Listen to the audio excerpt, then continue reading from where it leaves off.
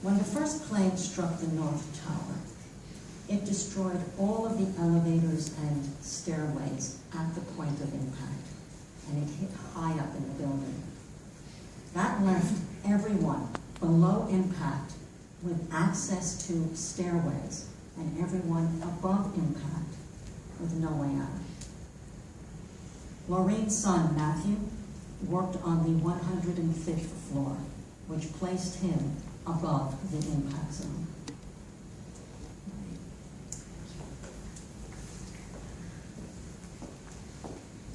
I left my house early that morning. I'm an educator, and it was only the third day of school. My husband, at about 9 o'clock, heard our answering machine go off at our home, and the following message: "Mom, Dad, this is your son Matthew. A plane hit the World Trade Center."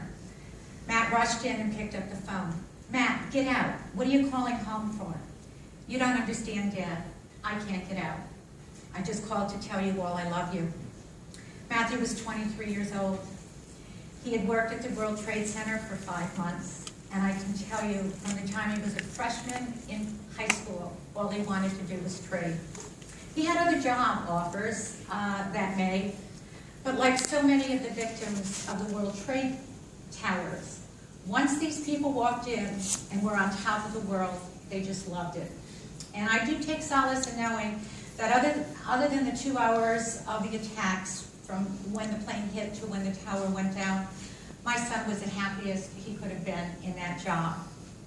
Like so many of the family members, nobody thought they were dead. Just like you, we kept hoping upon hope, and we kept searching. It wasn't until that Thursday that we got an official call, or one of many official calls. This time it was from Howard Ludnick. Howard is the president of Cantor Fitzgerald, and he told us that no matter what we heard or any phone calls that were given to us, that there was no way that anyone above the point of impact could have survived. Again, there were no remains, there were no bodies. It was very easy to think that somehow they were still going to come home.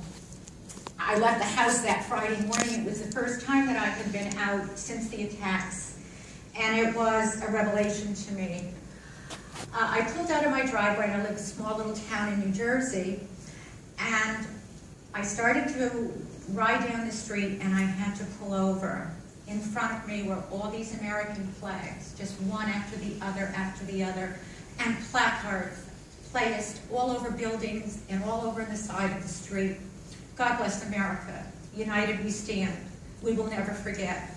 We are with you." And that, for me, was a riveting point. You see, up to this time, I was a desperate mother who was searching for her son.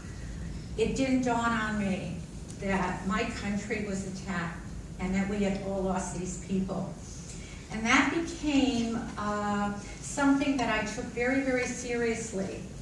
I want you to know that, I think I can speak for so many of the families, our pains, the pain of losing the child, is a pain in the soul that's very deep. But it's no different than any other mother.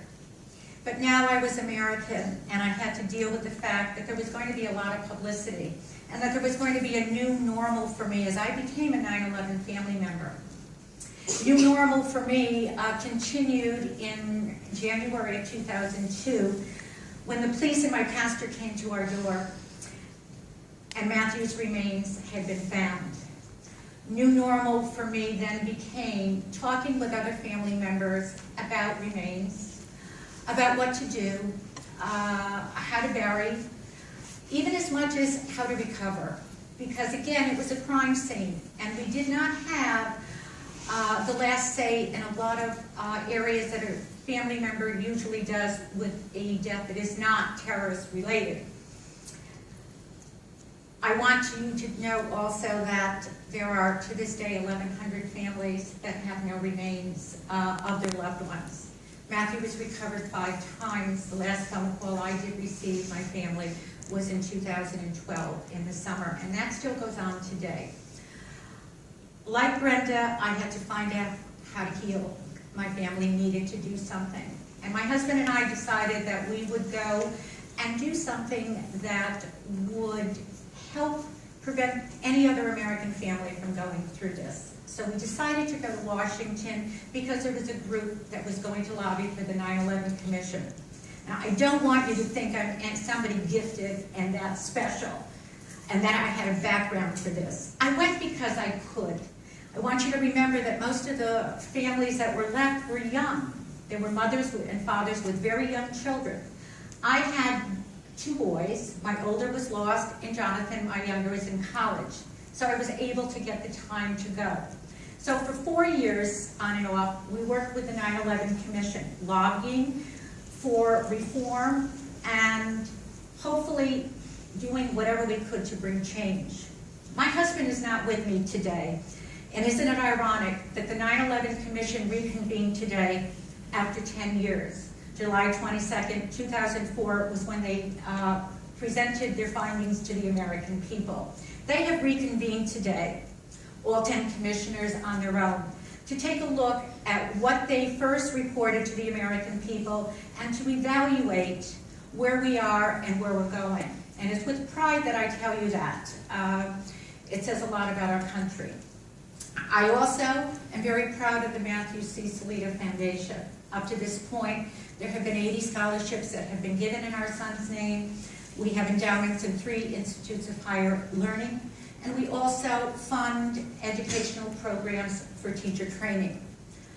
People ask me all the time, doesn't it hurt too much to be here? How can you tell your story?